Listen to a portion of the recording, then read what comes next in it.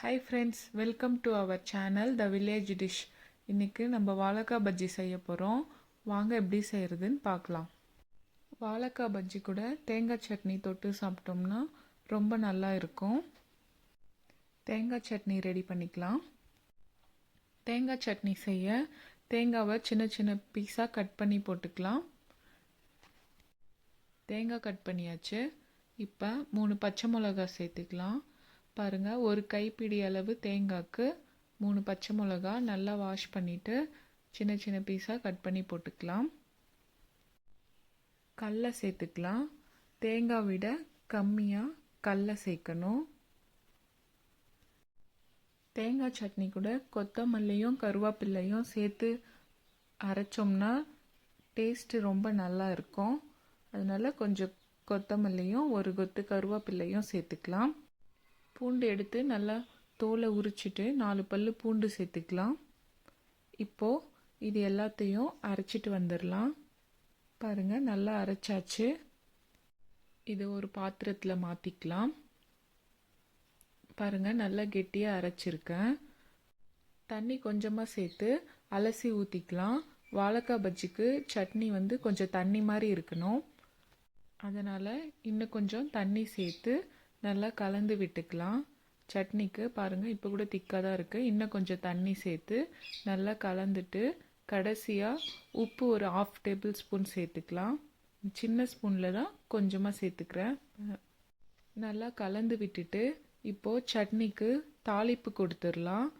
எண்ணெய், கடுகு, சீரகம், கருவேப்பிலை போட்டு நல்லா பொரிஞ்சதும் சட்னியில் ஊற்றி தாளிச்சிடலாம்.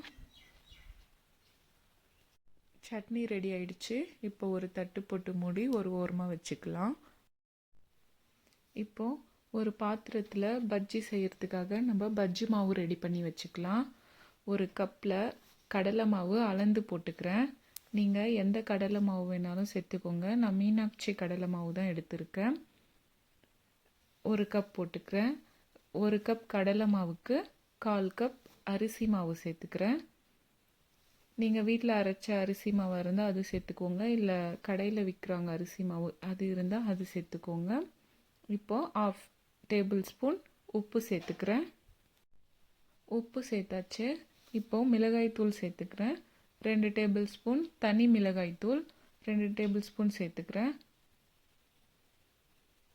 அடுத்து நம்ம சோடா மாவு சேர்த்துக்கலாம். ஒரு சின்ன ஸ்பூனில் 1/4 ஸ்பூன் சோடா மாவு சேர்த்துக்கிறேன். இந்த மாவு எல்லாத்தையும் நல்லா கலந்து விட்டுக்கலாம். இதை நீங்கள் தனியாக ஸ்டோர் பண்ணி கூட வச்சுக்கலாம்.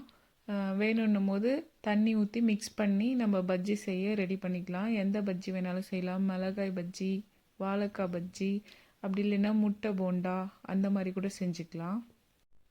இப்போது கொஞ்சம் கொஞ்சமாக தண்ணி சேர்த்து நல்லா கலந்து விட்டுக்கலாம். ரொம்ப கெட்டியாகவும் இல்லாமல் ரொம்ப தண்ணி மாதிரியும் இல்லாமல் மீடியமாக கலந்துக்கணும். பாருங்கள், இந்த மாதிரி. இதுவும் கொஞ்சம் கெட்டியாக தான் இருக்குது. இன்னும் கொஞ்சமாக தண்ணி சேர்த்து நல்லா கலந்துட்டு லாஸ்ட்டாக 2 டேபிள் ஸ்பூன் எண்ணெய் சேர்த்து மிக்ஸ் பண்ணிக்கலாம். எண்ணெய் சேர்த்தோம்னா நம்ம பஜ்ஜி செய்யும் போது மேலே நல்லா ஷைனிங்காக நல்லா தெரியும் பார்க்க. அதனால தான் எண்ணெய் சேர்த்துக்கிறோம். நல்லா கலந்தாச்சு மாவு. இப்போது ஒரு தட்டு போட்டு மூடி வச்சுக்கலாம். அடுத்து வாழைக்காயை சீவி எடுத்துக்கலாம். நான் இன்றைக்கி 2 வாழைக்காய் தான் எடுத்திருக்கேன். வாழைக்காய் பஜ்ஜிக்கு தோல் சீவ மாட்டாங்க. 2 முனையும் கட் பண்ணிவிட்டு அப்படியே சீவி போடுவாங்க. ஆனால் இது நம்ம மரத்துலேயே விட்ட வாழைக்காய்.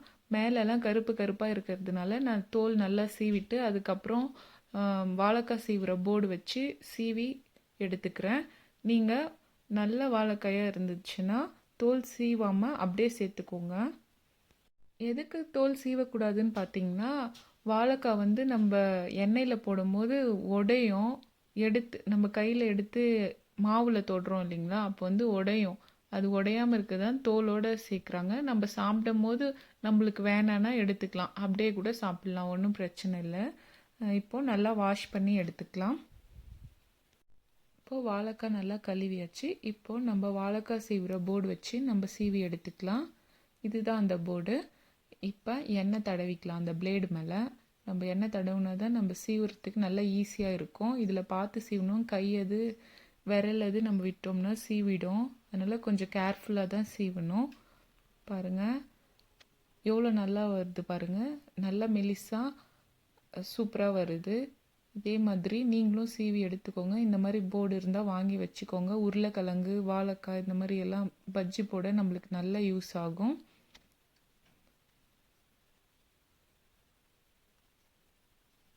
வாழைக்காயை நல்லா அழுத்தி பிடிச்சிட்டு கையில் நல்லா அழுத்தம் கொடுத்து ஸ்பீடாக தேய்க்கணும். ஸ்பீடாக தேய்ச்சா தான் சூப்பராக வருது வாழைக்காய். நான் ஃபஸ்ட்டு கொஞ்சம் ஸ்லோவாக தான் பண்ணேன், எனக்கே பயமாக இருந்தது. ஆனால் அது ரெண்டாவது வாழைக்காய் சீவும் போது சூப்பராக வந்தது. இப்போது வாழைக்காய் எல்லாத்தையும் சீவி ரெடி பண்ணியாச்சு. நம்ம அடுப்பு பற்ற வச்சுக்கலாம். இப்போ அடுப்பு பற்ற வச்சுட்டு அது மேலே ஒரு வாணல் வச்சுக்கலாம். வாணல் நல்லா சூடான பிறகு நம்ம எண்ணெயை கட் பண்ணி அதில் ஊற்றிக்கலாம். நான் மிஸ்டர் கோல்ட் கடலை எண்ணெய் தான் எடுத்திருக்கேன். நீங்கள் எந்த எண்ணெய் வேணுமானாலும் சேர்த்துக்கோங்க. எண்ணெய் நல்லா சூடாகணும். நல்லா சூடான பிறகு தான் பஜ்ஜி அதில் போடணும். பாருங்கள் இப்போ நல்லா எண்ணெய் சூடாயிடுச்சு. இப்போது கலக்கி வச்சுருந்த பஜ்ஜி மாவு கூட வாழைக்காயை சேர்த்து எண்ணெயில் போட்டுக்கலாம். வாழைக்காயை எடுத்து நல்லா மாவில் டிப் பண்ணி நல்லா வாழைக்காய் ரெண்டு பக்கமும் மாவு இருக்கணும், அந்த மாதிரி பண்ணி எண்ணெயில் போடணும். எண்ணெய் நல்லா காஞ்சிருக்கு பாருங்கள், போட்ட உடனே மேலே வருது வாழைக்காய். இந்த மாதிரி வந்தால் தான் நம்மளுக்கு நல்லா உப்பி போன வாழைக்காய் பஜ்ஜி கிடைக்கும். எண்ணெய் நல்லா சூடாகிறதுக்கு முன்னாடியே போட்டிங்கன்னா பஜ்ஜி போட்ட உடனே மேலே வராது, அடியிலே இருந்துரும். சப்பையாக எண்ணெயெல்லாம் உறிஞ்சிரும் நீங்கள் எண்ணெய் காயறதுக்கு முன்னாடியே போட்டிங்கன்னா. இப்போ பாருங்கள், நம்ம போட்ட உடனே எல்லா பஜ்ஜியும் மேலே நல்லா உப்பி வந்திருக்கு. நல்லா ப்ரௌன் கலர் ஆகிற வரையும் நல்லா வேகட்டும். ரெட் கலரில் வரணும் பஜ்ஜி. நல்லா திருப்பி திருப்பி விட்டு வேக விடலாம். பாருங்கள் நல்லா வெந்துருச்சு. இப்போ கலரும் மாறிடுச்சு. எவ்வளோ சூப்பராக வந்திருக்கு பாருங்கள் பஜ்ஜி. எடுத்து நம்ம பிளேட்டில் போட்டுக்கலாம். வானல் ரொம்ப சின்னதாக இருந்ததுனால என்னால் 3 பஜ்ஜி தான் போட முடிஞ்சது. நான் இப்போது 3 போட்டு எடுத்துக்கிறேன். பாருங்கள் எண்ணெயில் போட்ட உடனே மேலே வந்துருச்சு. எல்லா வாழைக்காயும் நான் போட்டு எடுத்துக்கிறேன். எல்லா வாழைக்காயும் போட்டாச்சு. இப்போது நம்ம எப்படி இருக்குன்னு பார்க்கலாம் வாங்க. இது வாழைக்காயை சுற்றி நல்லா கிறிஸ்பியாக இருக்குது, நடுவில் சாஃப்டாக இருக்குது. பாருங்கள் உப்பி நல்லா வந்திருக்கு.